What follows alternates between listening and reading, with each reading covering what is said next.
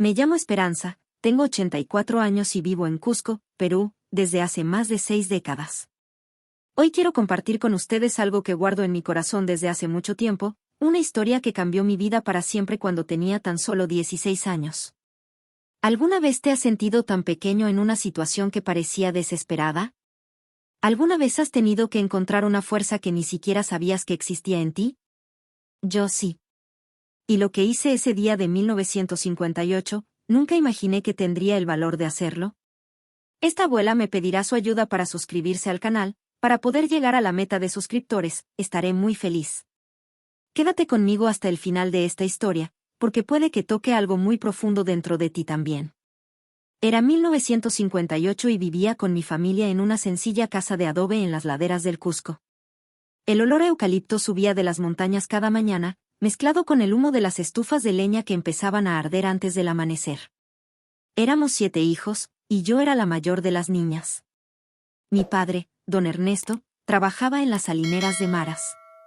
Era un hombre alto, de manos grandes y callosas, y su rostro siempre estaba manchado por el polvo blanco que traía del trabajo.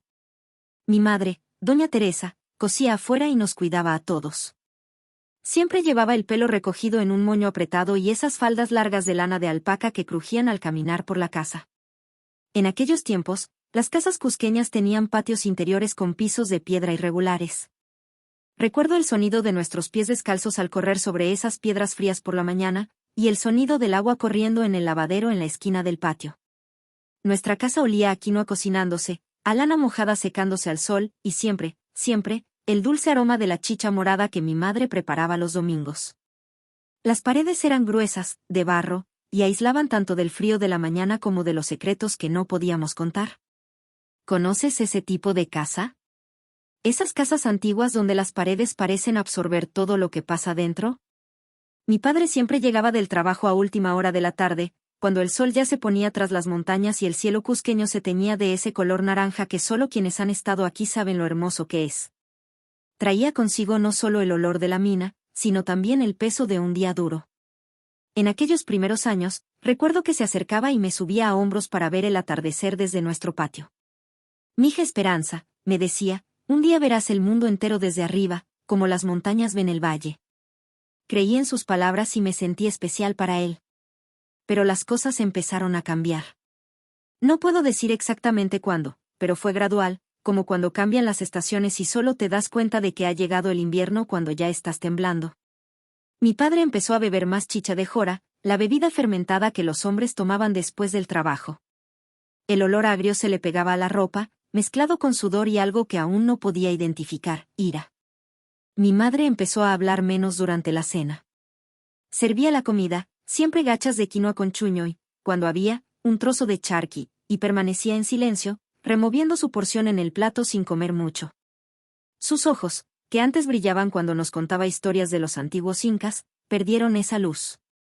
Empecé a darme cuenta de que algo andaba mal cuando cumplí 14 años. Mi padre empezó a mirarme de otra manera. Ya no era esa mirada paternal la que me hacía sentir segura. Era una mirada que me hacía querer esconderme tras las faldas de mi madre, como cuando era pequeña y tenía miedo de los truenos que resonaban entre las montañas. Quizás ya lo has sentido, esa incomodidad que no puedes explicar, pero que pone todo tu cuerpo alerta, como un animal que siente que se acerca el peligro. Las cosas empezaron a cambiar cuando cumplí 15 años. Eran las festividades del Inti Raymi, en junio de 1957, y todo el Cusco estaba de fiesta. Las calles olían a copal, los tambores resonaban en las laderas de piedra y las mujeres lucían sus mejores polleras bordadas con hilo de oro. Mi madre me había hecho una falda nueva, de lana roja, con una faja azul bordada con pequeñas flores amarillas. Me sentía hermosa con ese atuendo, como una princesa inca de las historias de mi abuela. Pero cuando llegué a casa esa noche, después de bailar en la plaza con las otras chicas, encontré a mi padre esperándome en el patio. Esperanza, dijo, y su voz tenía un tono que nunca antes había oído. No era ira ni cariño. Era algo intermedio, algo que me revolvió el estómago. Te estás convirtiendo en una señorita. Necesitas aprender ciertas cosas sobre cómo debe comportarse una mujer. Me pidió que me sentara a su lado en el banco de madera contra el muro del patio. recuerdo que la madera estaba fría y podía sentir la humedad de la noche subiendo de las piedras.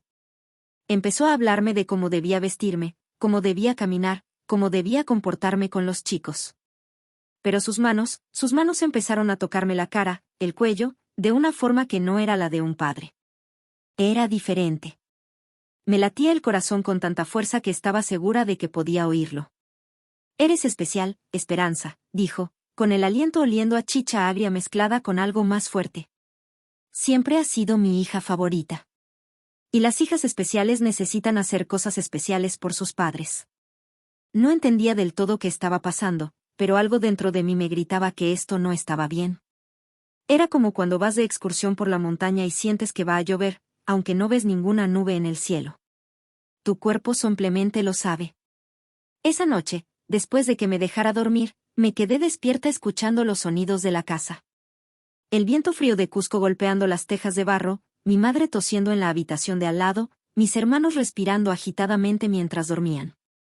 Y me pregunté si lo que sentía era normal, si otras chicas pasaban por lo mismo.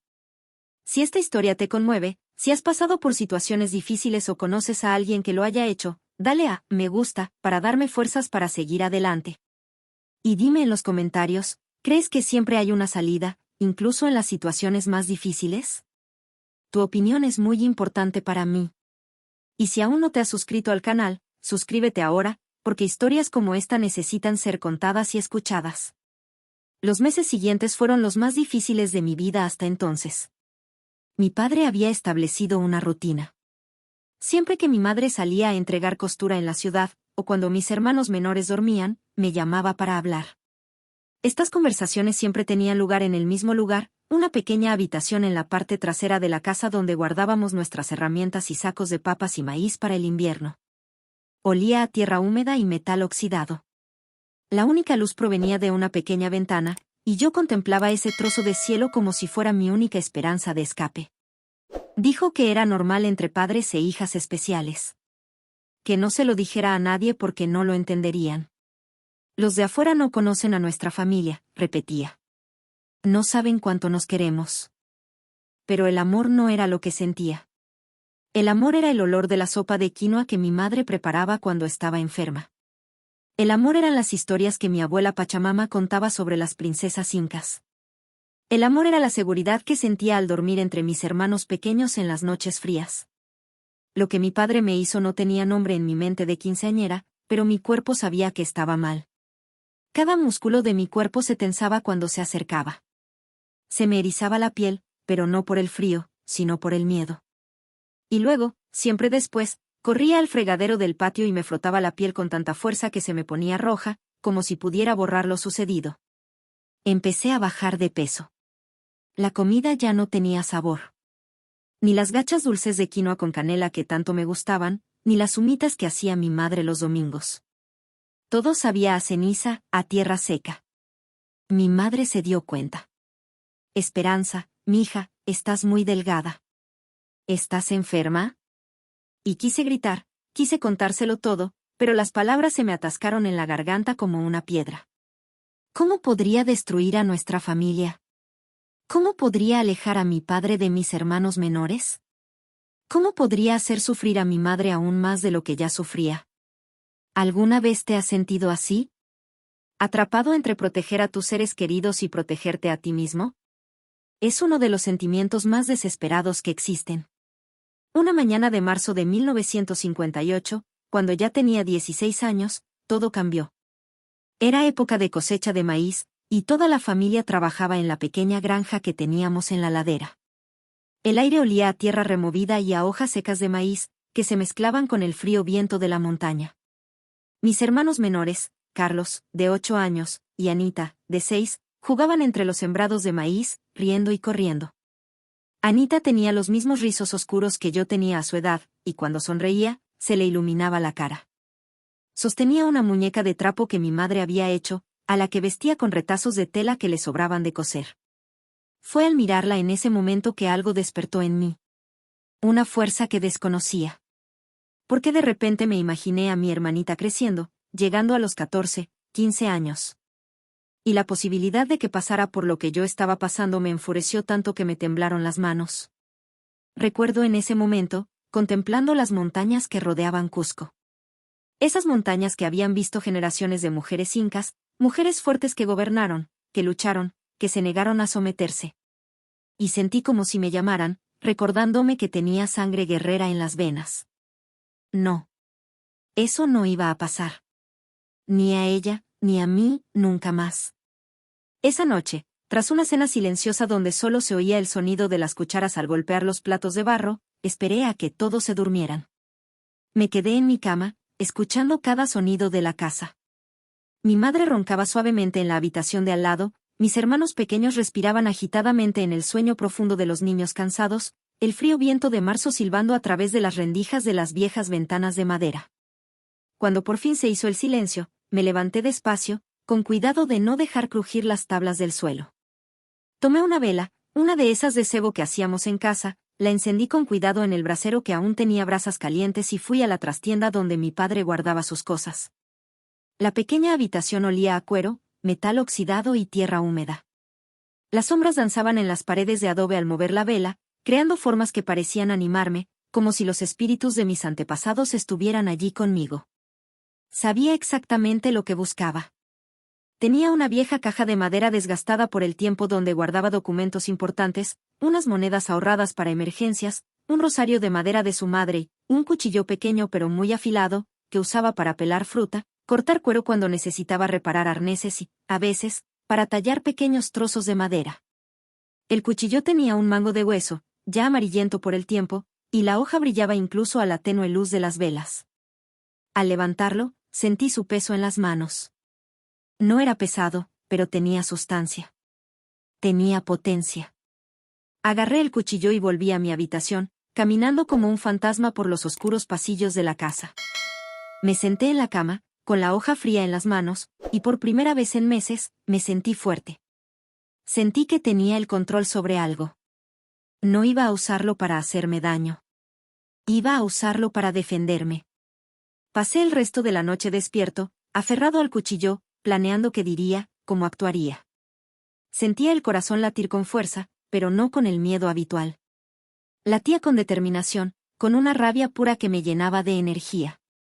Cuando el gallo cantó anunciando el amanecer y los primeros rayos de sol empezaron a entrar por la ventana de mi dormitorio, supe que estaba listo. Al día siguiente, todo parecía normal.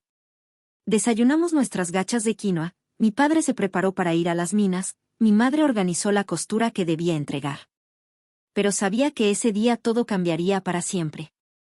Una tarde, cuando mi padre llegó del trabajo con ese olor familiar a sal y sudor, hizo lo de siempre. Esperó el momento oportuno, mientras mi madre cuidaba a los pequeños, y me llamó. Esperanza, dijo, ven aquí.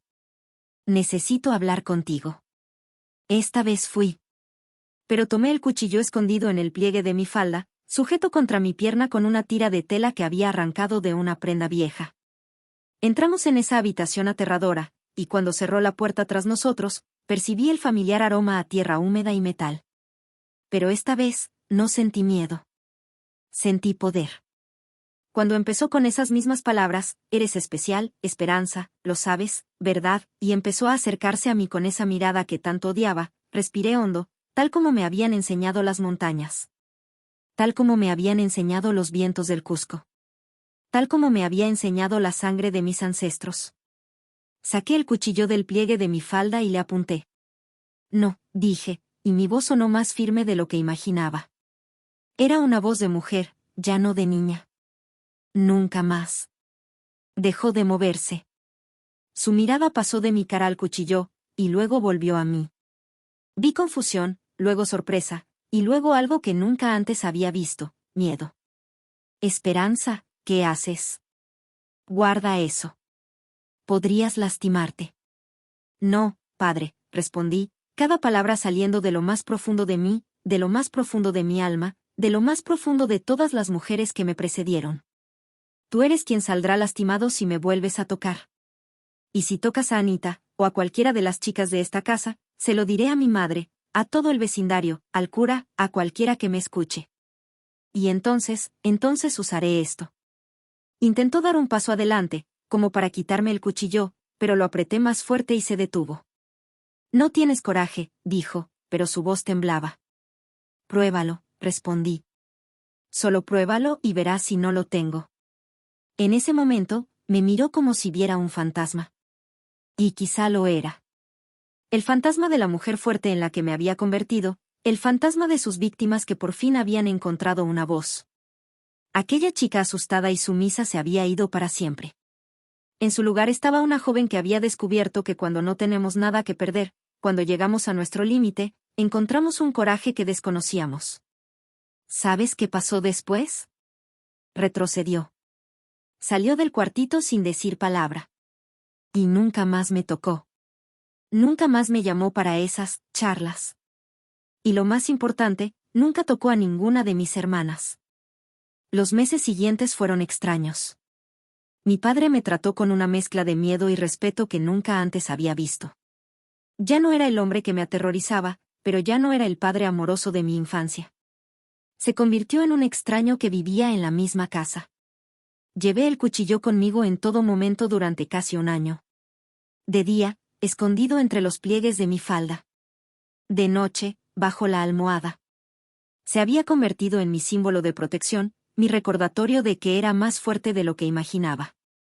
Empecé a comer de nuevo. La comida volvió a saber bien. Las gachas de quinoa me recordaron el cariño de mi madre. Las noches volvieron a ser para dormir, no para tener miedo. Pero algo había cambiado para siempre dentro de mí. Descubrí que a veces, para sobrevivir, necesitamos encontrar una fuerza que ni siquiera sabemos que tenemos. Que a veces, para proteger a quienes amamos, necesitamos ser valientes de maneras que nunca imaginamos.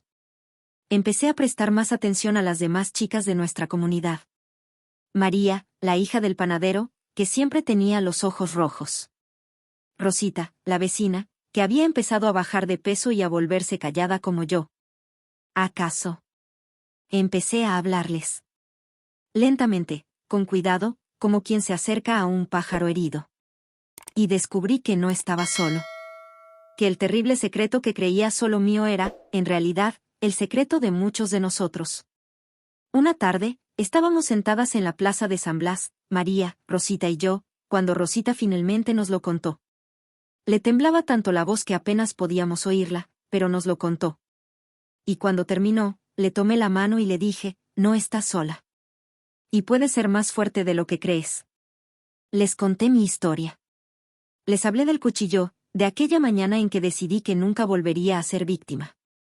Vi en sus ojos la misma transformación que me había ocurrido, el momento en que una persona descubre que tiene el control de su propia vida.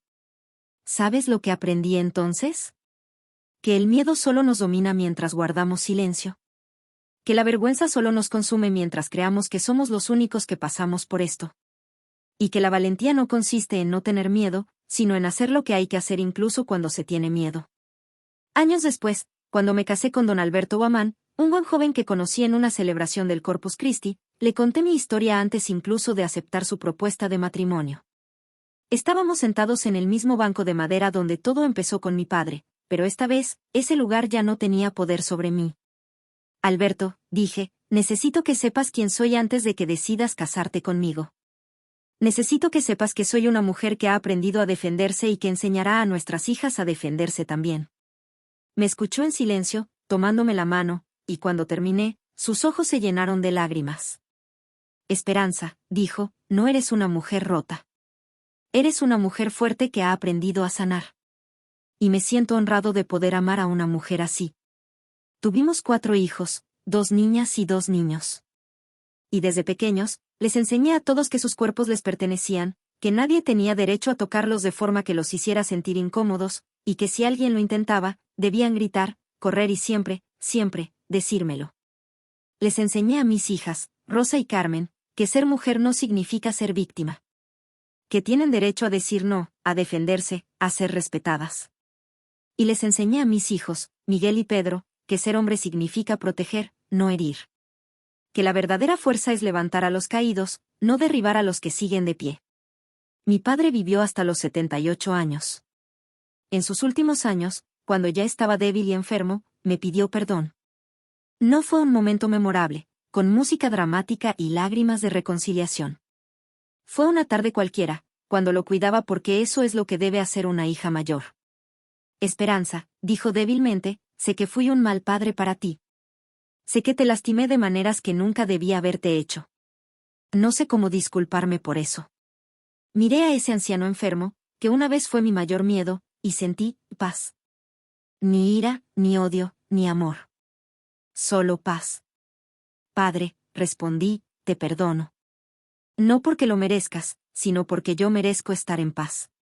Murió unos meses después. Y cuando lo enterramos en el cementerio de San Pedro, por fin pude dejar atrás a esa jovencita de 15 años asustada que había sido. Perdonar no significa olvidar, ni tampoco aceptar. Perdonar significa liberarnos de un peso que no nos corresponde. Hoy, a los 84 años, cuando miro hacia atrás, no veo una víctima. Veo una sobreviviente. Veo una mujer que aprendió que dentro de cada uno de nosotros hay una fuerza que podemos descubrir en los momentos más difíciles. Tengo 12 nietos y 6 bisnietos. Y cada uno de ellos conoce mi historia. No con tanto detalle como hoy les he contado, pero saben que su bisabuela Esperanza fue una mujer que aprendió a defenderse y enseñó a toda su familia a hacer lo mismo. Mi nieta mayor, Esperanza, al igual que yo, sí, lleva mi nombre con orgullo, me dijo una vez, bisabuela, no solo te salvaste a ti misma esa mañana. Nos salvaste a todos los que vinimos después. Y es cierto. Porque cuando una mujer se alza y dice, no, también defiende a todos los demás. Cuando una persona encuentra su voz, les demuestra a los demás que también tiene voz. Si me escuchas ahora mismo y estás pasando por algo similar, quiero que sepas, no estás solo. No tienes la culpa de lo que te está pasando. Y eres más fuerte de lo que crees. No tiene que ser con un cuchillo, como me pasó a mí.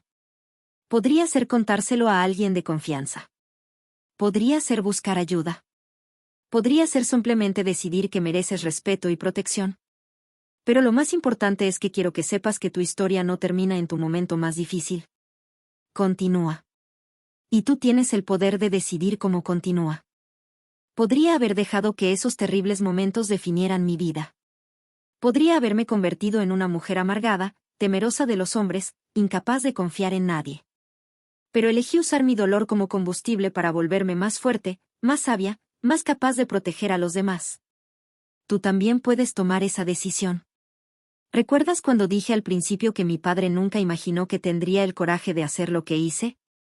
Bueno, a veces nosotros mismos no imaginamos de lo que somos capaces hasta que la vida nos pone a prueba. El coraje no es la ausencia de miedo. El coraje es sentir miedo y hacer lo que hay que hacer de todas formas. Es descubrir que dentro de ti reside una fuerza ancestral, transmitida de generación en generación, que puede mover montañas cuando es necesario. Hoy, cuando camino por las calles de Cusco y veo las montañas que me vieron crecer, sufrir y fortalecer, doy gracias. Doy gracias por haber aprendido que somos más resilientes de lo que creemos. Que podemos sobrevivir a lo aparentemente insuperable. Y que podemos transformar nuestro dolor en sabiduría. Esta fue mi historia. Una historia de dolor, pero sobre todo de superación. Una historia que guardé durante muchos años y que hoy comparto con ustedes porque creo que historias como esta necesitan ser contadas.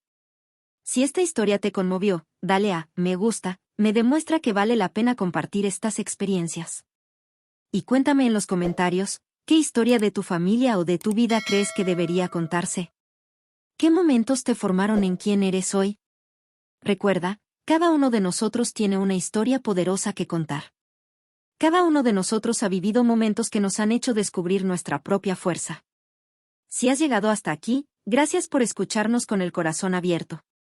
Suscríbete al canal para conocer más historias como esta, historias de personas reales que descubrieron que eran más fuertes de lo que imaginaban.